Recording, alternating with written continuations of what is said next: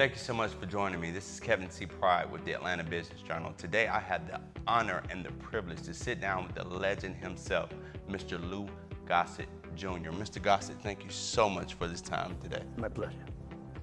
You have been living your life on the screen since 17 years old. Since I was 17, that's over 60 years ago. Wow. How does that feel? It feels, I keep thinking about it on a daily basis. I'm very fortunate to, I didn't know what acting was, and I got my first part was a lead on Broadway, never seen a play. Wow. So it's kind of divine intervention. I respect it in retrospect, because I come from a society with post-depression children. Wow. So there's nobody better than anybody else, you know. So if my parents didn't get home at night in Brooklyn, I had a choice of going around the world. I could smell my way around the world. I could get some lasagna, I could get some corned beef and cabbage, I get some gefilte fish, some fried chicken, and menudo, whoever was home. We sat there, we played together. We were very poor. We had broomstick handles for bats and balls and punch balls, and the girls had chalk and rope. So we kind of relied on one another, you know. Third base was the Chevrolet on the left. Wow. And we created a society. And out of that society came the Barbra Streisands, Jackie Robinson. That's why the Brooklyn Dodgers put Jackie Robinson there, because we had a political thing where we were kind of together. There was Jacob Javis's and David Susskind's and the Actors Studio, the movies, the Hollywood was all in New York. And those particular people, as I grew up, my first agent was one of those people I grew up with. Wow. So I had no idea about racism at the time. So it's like lightning in a bottle. Wow. People dreamed me doing that, and I just got it like that. I didn't know about racism until I got to California. You know. So now California is pretty liberal. Or so you thought. Okay. But so it was the William Morris Agency. And then Hollywood started going from New York to California, the Universal. Okay. Lou Wasserman, a good friend, and they had a thing called the Movie of the Week. Okay. The first one was a thing called Companions in Nightmare, and it had Donna Winter and Leslie Nielsen, William Redfield, some great actors, all come out of New York, and me, and I played. It was about a group, therapy group, and somebody in that group was murdering people, Gig Young and people like that. So it got me for my first job in Los Angeles. So they put me on wasn't even a 747, it was because it wasn't a 747 at the time, it was propeller. Okay. TWA. They put me in first class, they thought I was an African diplomat, you know? Wow. And they just sliced the thing, and when I got to California, the limo came out and put me in the limo. I must be the president of Ghana. So they took me to the Beverly Hills Hotel. Wow. Gave me the presidential suite. And I said, I'm amazed, you know, this is California, you know? And so finally, they said, you have a rental car. And it's down Hertz rental car, down Sunset Boulevard. To drive it, it's about 20 minutes. Okay. So I went down to Hertz rental car and got my Ford Galaxy 500 with the hardtop. And I put some Sam Cooke music on. Okay. Took me 4.5 hours to get back to the hotel. Wow. I met every policeman in the town, in the state. Oh, every goodness. 15 yards, they'd pull me out, put my hands on the hood, because you must not be from around here. Wow. That evening, they handcuffed me to a tree for 3 hours. Oh my God. It was my first abject experience with racism. Broke my heart. That's. Yeah, I was just free. I grew up with a mixture, but that was isolated Okay. to that society in New York. So finally, I kind of made an adjustment. My father said, he's going to be right there. He's in Coney Island somewhere. I said, he's going to be right there. And my agent, he said, you know, what are you going to do? I said, well, I'm going to go to work. He said, that's what I expected you to do. That's why they chose you. Okay. So I did it and made some friends, and I had to go to the hippies because they're the ones that allow us to hang out together. That's true. So all those years, I've been sticking with those particular people where there's a mutual acceptance. Okay. Sometimes we have to hide. But that mutual acceptance is the salvation of this country and this world. Now, I read an article, and you recently said something. That you're no longer an African American, you're an American African. Absolutely. Can you explain that for me? Everybody you talk to here in this country, they're proud of where they come from. Okay. They're proud of France, and we know all about the French. Napoleon, we know about the Arc de Triomphe, we know about de Gaulle. And if you come from Italy, you know all about the Rome. But hello. So I started to dig, and it became antisocial for me to know that I come from somewhere like Ghana Okay. or the Ivory Coast. So I got very curious. My first movie, Okay. is that picture up there you'll see. It's called The Bush Baby. So that was done in 1961, something like that. It was the first year that Jomo Kenyatta Okay. was president. First year that the country of Kenya had national television. Wow. So they imported all the television that we did in New York. That's Sicily ties. They knew about us, we didn't know about them. Okay. So they couldn't afford the TVs in their homes, so they would block traffic and see the TVs through the store windows. So what I did before I got there is I did an episode of The Nurses. The nurses. And I played a juvenile delinquent, right? I was shot in the stomach and had 9 stitches in my stomach, and I tried to escape from the emergency ward of the hospital. The stitches broke and I died. So it's just 4 or 5 days a week. Okay. Fade out, fade in. I come to Africa and get off at Nairobi, and these young brothers, and I don't know the Swahili, they say, "Hey, what do you do?" All the thing about the Africans is what I saw on TV. Okay. And they weren't acting like that, so I got a little scared, a little paranoid. They followed me from the airport to the hotel, and they stopped traffic. So finally, a young brother come out and he says, "Excuse me, sir." I said, "What?" "Could you do me a favor?" I said, "It depends. What you want?" "Take off your shirt." Take off your shirt. So I opened my shirt, and he went nuts. And he went outside, and he started talking in Swahili. And a whole big crowd. And he came back and says, "How did you do that?" "How did I do what?" "How did you come back to life?" So they thought it was true what they were seeing on TV. First year of television. Wow. It's different now, Yes. but that's how pure this is. So then they took me on a road, and I saw the Maasai, and the cattle, and the young 15-year-olds with spears. In order for them to be a man, they have to kill a lion. Wow. And I realized that that society is older than any society that I had studied. The Kikuyu, the Maasai. That is amazing. So that when the explorers came to Africa, we were studying animal husbandry, Okay. astrology, medicine, mysticism. So when they opened up the door, we were taking care of ourselves. And the tribal effort is what keeps us here today. Okay. You young people don't realize your continuance. You know about the Arc de Triomphe, but you don't know about the Bantu and the Maasai. So it's not a threat for us to know that, because now in full circle, that system of whatever they did in that tribe at every age is for the benefit of the whole tribe. Now, how important do you see ancestry Oh, in this day and age? Because I see so many pushes for everybody, find out where you're from, get your ancestry. How important is that? I think it's very important. Ancestry is extremely important today, Okay. especially for those particular people who consider themselves minorities, because they were disconnected on purpose. Yes. So they didn't know. So other people knew about us, but we didn't know about ourselves. So that system, that tribal system, that when a child is born, as soon as it's able to walk, it's got to do something to add to the benefit of the whole tribe. Wow. The goat's milk, whatever it is, it goes in the middle and everybody ate. The children were put together, and the tribe nourished. Everybody had to do something for the benefit of the whole tribe. Wow. So they figured that out as the first civilizations ever on the planet. The oldest skull was Professor Leakey from Switzerland. Okay. Found the oldest skull at the foot of Mount Kilimanjaro. Wow. So that when the first explorers get there, we had been doing what we were doing for quite a few years, right? Okay. So that system is what makes us survive. Okay. Everybody had something to do, including the elder. That philosophy is necessary for mankind today. Okay. There's no, I'm better than you are. So racism got in there because I'm better than you are does not work anymore. Our planet is dying. And our first job on every human being is to do what you can do for the benefit of not just your family, but your village, your city, and your country, and the world. And if we don't do that, we're going to go to another planet and do the same thing. That's amazing.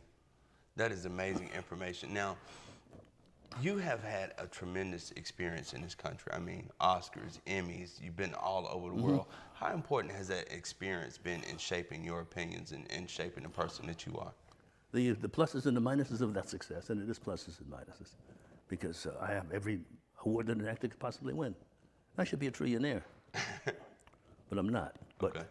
instead, I did just like what I did in childhood. The stuff that I have is priceless. The lessons I want to pass on to the young is priceless. People can't take that information, and they don't realize it, that what you learn from that oldest culture is what's going to save everybody. Wow. I mean, they figured it out. Even the Declaration of Independence and the Statue of Liberty, all that stuff. But we don't live that way. So we hold these truths to be self-evident that all men are created, etc. But then we stop singing and then we go do something else. Okay. So if we don't take care of one another and this planet, we all may as well be in a 747 airplane. You know, it's up at 30,000 feet. It's about to crash, man. The plane's going to crash.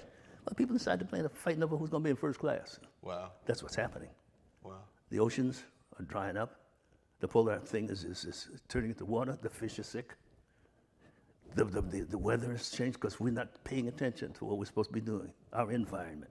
You know, it's amazing. I sat down with Reverend Gerald Durley, and he's a huge proponent for climate change. Oh, man. And the biggest thing is, how do we start to really push this message to our community? Because we got other issues that we worried about. Mm-hmm. And like he said in the interview, you know, we can't worry about whether a polar bear has a glacier to crawl around on, because we're worried about, you know, brutality and poverty and all the things that we're worrying about. Well, but how important is this climate change issue to us? It's all in one cup of coffee.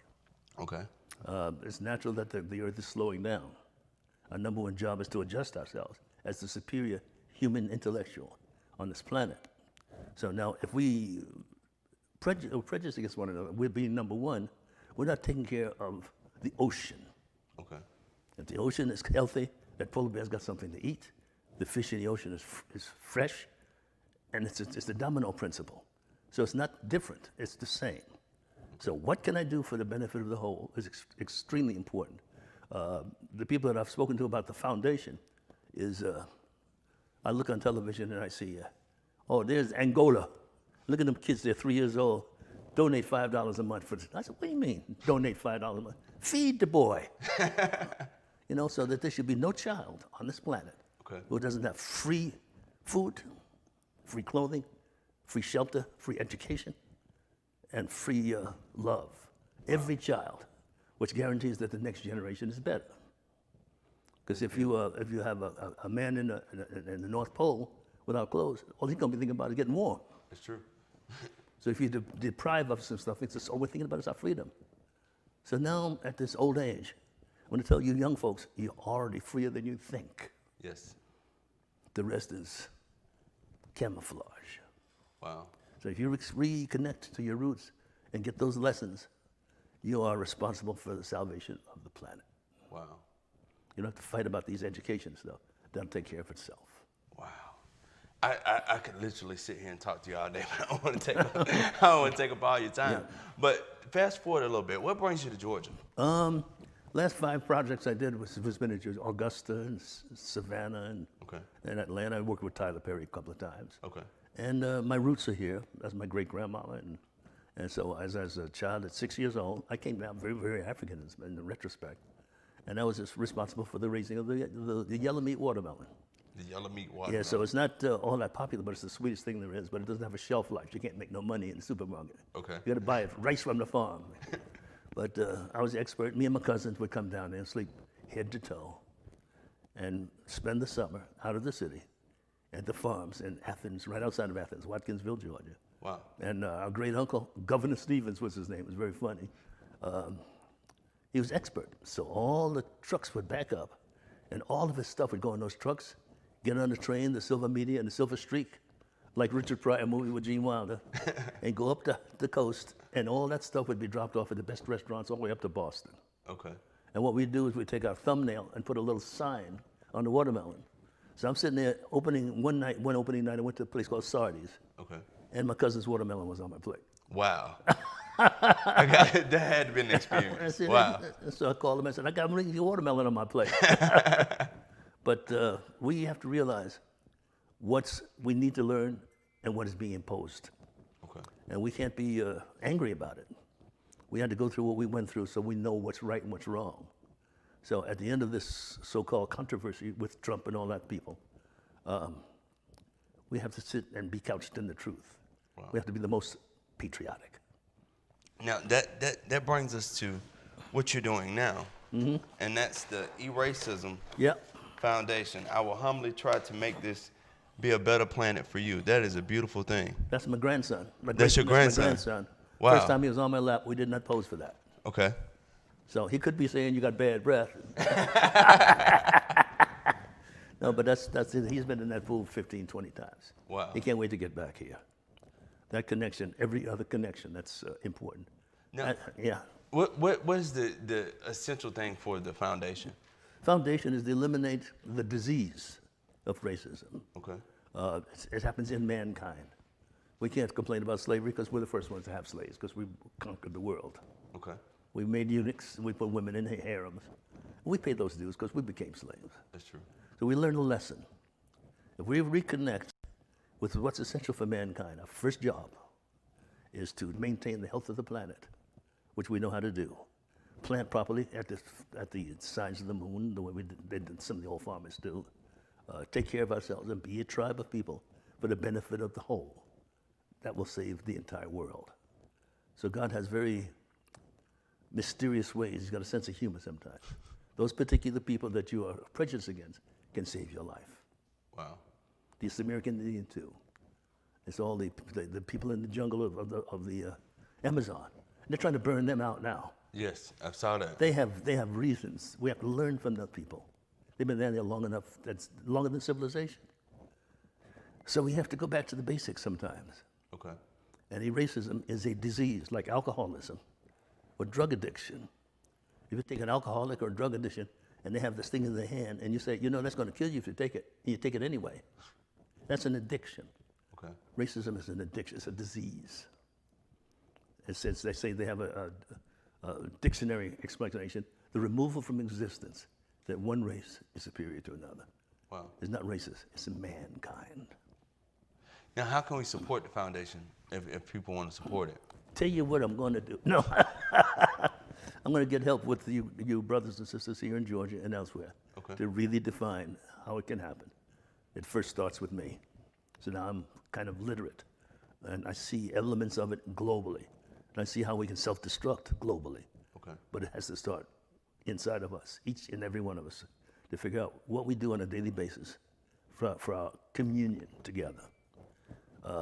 We're not too far away. Okay. But everybody wants it, but they don't know how. But do you find that racism is almost kind of like a natural thing? Because you see it in almost every country, you see it in almost every group of people, and it's a disease of mankind. Okay. It's like, it's not just Europe, but they learned how to do that with the weapons and stuff. They had to fight their way out of caves and bats, and the more they conquered, the better they felt, right? Down here in Africa, in the continent of Africa, you had 5 or 6 major societies. They kind of fought, but what they did, the slight difference, is spread their culture. So that you see people who look like they come from a certain place. And even in Georgia, I can see people, they don't even know that they might have Bantu roots, or roots because the slaves came from the coast. So some of them look like they come from the Ivory Coast. There's a brother here look like he come from Trinidad, but he come from the Ivory Coast or Ghana somewhere. Okay. And my people came from Guinea. Guinea? Yeah. Okay. So we figured some stuff out. And so when the explorer came and he saw how we were so strong, he kind of made a poor decision, I think. If I don't do something, we're going to be the last civilization on the planet. Wow. That's fear. So if I see you and I have to watch what you do 7 days a week, 24 hours a day, when I should be doing something else, I'm scared of you. Okay. We have the power to relay that fear. So we get together as mankind for our mutual salvation of the planet. But fear is a dangerous thing. That's true. So we can allay that fear. And it's happening. Look at the football, look at basketball, look at baseball, look at movies, and look at the... So we're not starting from scratch. We're going that direction anyway. Period. Yeah. Yes. So we're breaking that mold. This is the most important one. That we break the things that separate us. Wow. And add to the things that we need to do together. Mainly to make the food chain a little bit better, take better care of our children and one another. Otherwise, nobody wins nothing. Like I say, I could literally sit here and talk to you all day, but thank you so much for giving us this time. And I would like to congratulate you on being one of the top 25 most extraordinary Atlantans for the Atlanta Business Journal. Wow, thank you. Where's the check? It's in the mail. There's Well, a thank you Brooklyn so girl much. over there. But that's on a daily basis. I encourage everybody to think, what can I do for the benefit of the whole? Wow. And what you get back, you'll be amazed. Ladies and gentlemen, this is Kevin C. Pride for the Atlanta Business Journal, and I am once again here with the legendary Louis Gossett Jr. Thank y'all so much for watching.